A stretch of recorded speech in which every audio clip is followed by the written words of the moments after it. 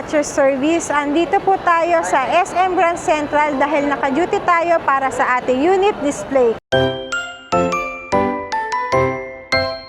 At ang unit na naka-display po ngayon dito ay ang ating 2026 Mitsubishi Triton GLX manual. Ayan ang ating unit display, ang Mitsubishi Triton GLX manual. At nakapwesto po kami dito sa harap ng Starbucks. Ayan. Ito po ang aking mga kasama, dalawang pogi. Ayan. Okay. So, meron pa pong ibang variant itong ating Triton, which is the GLX Automatic 4x2, GLS Automatic 4x2, Athlete Automatic 4x4, at ang ating GL na manual 4x2, GL manual 4x4, at ang ating bagong Triton GX Automatic 4x2.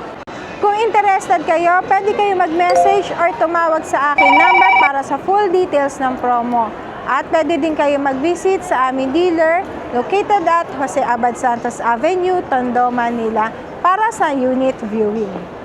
Ciao!